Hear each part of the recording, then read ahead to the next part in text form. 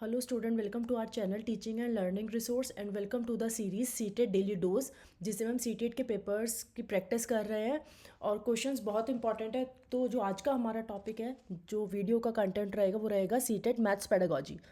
उसका हम directly first question पे चलते हैं क्योंकि टाइम हमारे पास बहुत कम है। पेपर फेब स्टार्टिंग में ही है, 8 फेब को होने ही वाला है पेपर। तो हम जितने क्वेश्चन ज़्यादा ज़्यादा करेंगे उतने हमारे लिए अच्छा होगा। Question 1. A teacher noticed that student can apply algorithms correctly but fail to explain the reasoning behind them. Which pedagogical shift is most appropriate to address this issue? ये सेम क्वेश्चन हमने पहले भी वीडियो में किया है, पर उस time जो ऑप्शंस थे वो अलग थे और थोड़ा सा क्वेश्चन ट्विस्ट था, राइट। तो हम इससे मैं आपको ये बताना चाह रही हूँ कि क्वेश्चंस हमारे टॉपिक कंटेंट हमारे सेम रहते हैं, बस किस तरीके से एग्जामिनर हमसे पूछना चाहता है, क्या पूछना चाहता है, वो डिपेंड करता है। तो इसमें एक टीचर नोटिस करता है student can apply algorithms correctly apply कर रहा है, राइट। बट क्यों क्यों अप्लाई कर रहा है वो उसकी रीजनिंग बताने में वो नहीं बता पाता। रीजनिंग वो अप्लाई कर सकता है पर रीजनिंग नहीं बता पाता कि क्यों वो अप्लाई कर रहा है। तो which pedagogical shift is most appropriate to address this issue? कौन सा उस टीचर को कौन सा अपनी पेडागोजी में शिफ्ट लेके आना चाहिए, राइट, जिससे बच्चे का ये जो प्रॉब्लम आ रही है कि बच्चा उस एक्सप्लेन नहीं कर पा रहा रीजनिंग को, वो ठीक हो पाए। तो question A, drill and practice, B constructivist approach, C behaviouristic reinforcement, D repetitive testing. अगर आपको पता, देखो drill and practice option A जो है उससे क्या होगा? ड्रिल एंड प्रैक्टिस से बच्चा तो अप्लाई कर ही पा रहा है, वो तो बार बार वही प्रैक्टिस करता रहेगा क्योंकि उसको अप्लाई करने में तो कोई दिक्कत नहीं आ रही। तो इससे क्या होगा? सिर्फ स्पीड बढ़ेगी, रीजनिंग नहीं, कि उसको पता नहीं चलेगा कि क्यों। बी कंस्ट्रक्टिविस्ट अप्रोच, बच्चा कुछ कंस्ट्रक्ट कर रहा है। Yes, this option is correct क्योंकि इसमें स्टूडेंट को रीजनिंग समझने और कॉन्सेप्ट को खुद बनाने का मौका मिलता है, इसलिए ऑप्शन बी इज करेक्ट। हम ऑप्शन सी और डी भी देखते हैं। ऑप्शन सी, इसमें क्या है? बिहेवियरिस्टिक रिइंफोर्समेंट सिर्फ रिवॉर्ड एंड पनिशमेंट बेस्ड है, लेकिन इसमें क्या है? हमें बच्चे को ये बता इस हमें बच्चे को ऐसे तैयार करना है ताकि बच्चा उसकी रीजनिंग भी बता पाए कि उसने ये एल्गोरिथम क्यों अप्लाई किया है। डी रिपीटेटिव टेस्टिंग, इसमें भी नहीं होगा क्योंकि इसमें अंडरस्टैंडिंग इंप्रूव नहीं होगी, इसमें सिर्फ रिपीट कर रहा है बच्चा, जो उसको आता है वही चीज़ रिपीट हो रही है। तो option B is correct. Question 2, according to constructivist theory mathematical knowledge is best developed when. Constructivist theory के according to constructivist theory mathematical knowledge कब जो होती है वो बेस्ट डेवलप होती है? A, teacher demonstrates all procedures, B, student actively construct meaning from experience, C, errors are immediately corrected, D, memorization is prioritize. तो इसका ऑप्शन देखो, कंस्ट्रक्टिविस्ट थ्योरी है तो teacher demonstrate all procedure, teacher ने सारे procedure खुद ही बता दिए, नहीं होगा।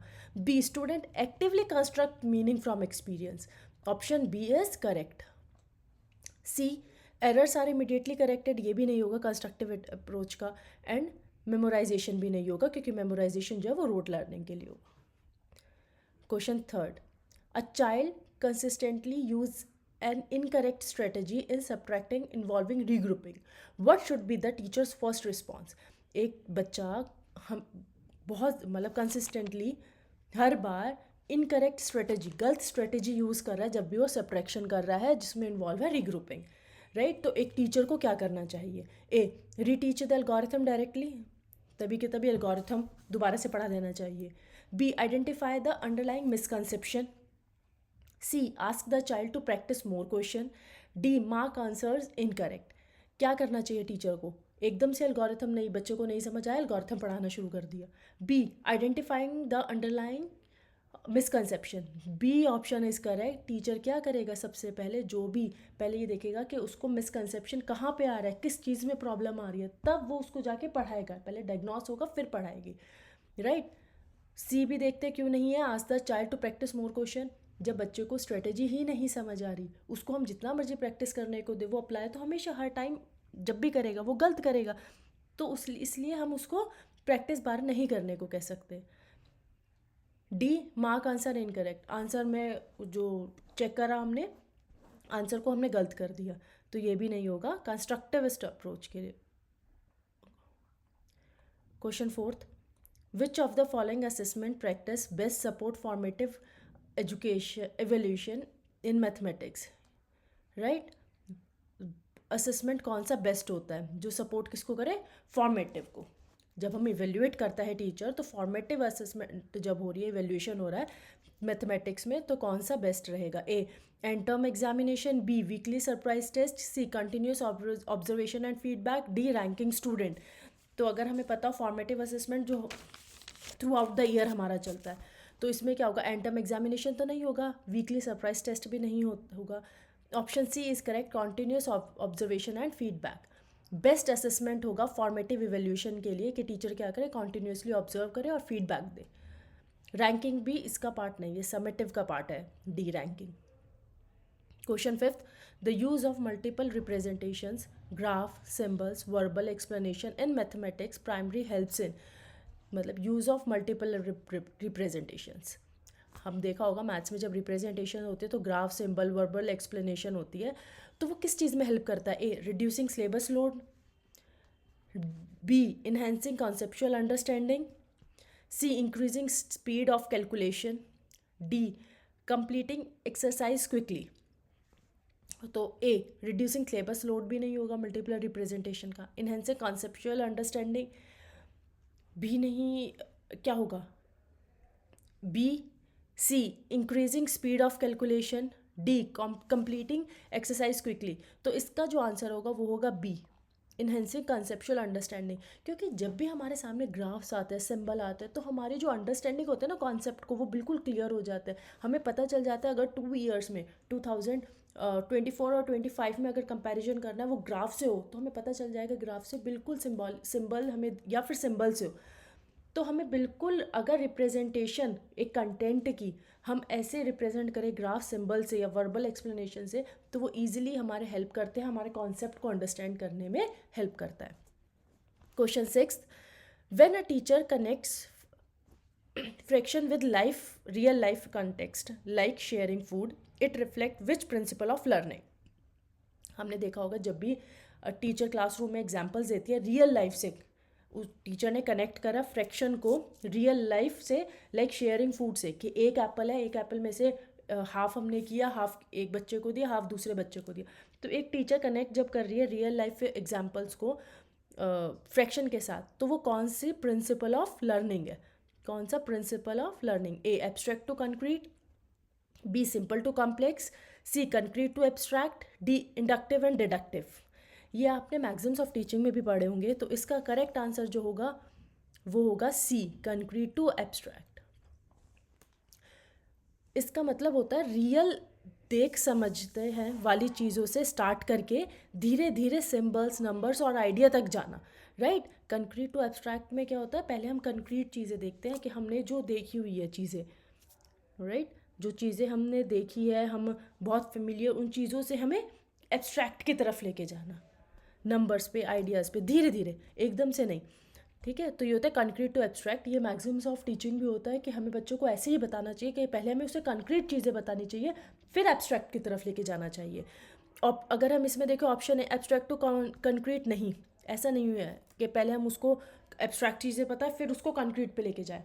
तो ये ऑप्शन भी ए तो नहीं है, बी सिंपल टू कॉम्प्लेक्स ये भी नहीं है, क्योंकि इसमें सिंपल टू कॉम्प्लेक्स भी हमारा मैक्सिमम ऑफ टीचिंग है, जर्नल प्रिंसिपल है ये भी बी, सिंपल टू कॉम्प्लेक्स, इसमें भी, इसलिए ही दो ऑप्शन में आप कंफ्यूज होगे। लेकिन कंक्रीट टू एब्स्ट्रैक्ट क्योंकि उसमें लिखा हुआ है टीचर फ्रैक्शन को रियल लाइफ से कनेक्ट कर रही है, तो रियल लाइफ क्या हुआ हमारा कंक्रीट, और फिर उसको फ्रैक्शन की तरफ लेके जा रही है एब्स्ट्रैक्ट।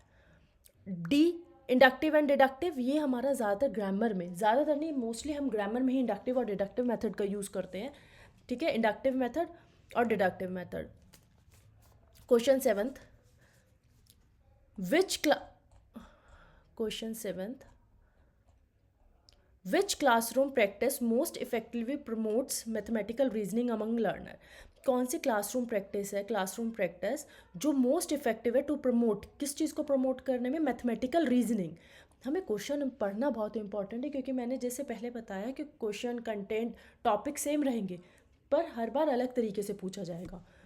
तो कौन सी क्लासरूम प्रैक्टिस मोस्ट इफेक्टिव है किसके लिए, promote mathematical reasoning, A solving routine problem only, B, encouraging justification of answers, C, providing ready-made solutions, D, focusing solely on correct answer.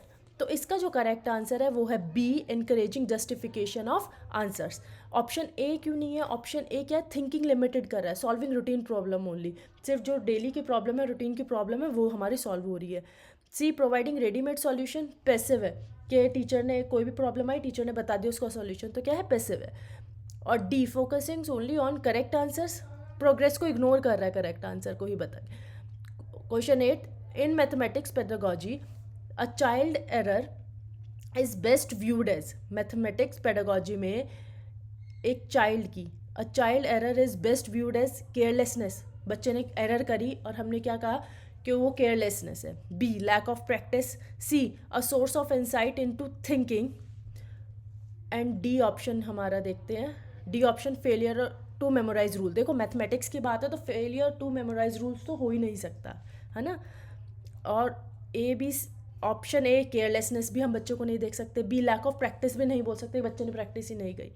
तो अगर एरर बच्चा कर रहा है तो option C is correct, a source of insight into thinking. हमारा option C is correct. Now question 9th. A teacher wanted to develop higher order thinking skills in mathematics. Which type of question should be emphasized? एक teacher को develop करना है बच्चे के अंदर high order thinking skill, लेकिन कौन से सब्जेक्ट में, मैथमेटिक्स में. तो which type of question should be emphasized, कौन से क्वेश्चन होने चाहिए उसमें. A, recall based question. B, close ended question. C, open ended problem solving question. D, yes no question. तो अगर रिकॉल बेस्ड क्वेश्चन होंगे तो उसको हमें रटवाना नहीं है, है ना, वो याद करेगा. रिकॉल बेस्ड उसने याद करा और लिखा, ये भी नहीं होगा, मैथमेटिक्स की बात है क्योंकि. बी, क्लोज एंडेड क्वेश्चन नहीं. अगर हमने क्लोज एंडेड के, इसका आंसर यही होना चाहिए. तो बच्चे की जो थिंकिंग होती है हायर ऑर्डर थिंकिंग, क्योंकि इसमें ये भी है कि हायर ऑर्डर थिंकिंग ही होनी चाहिए, राइट.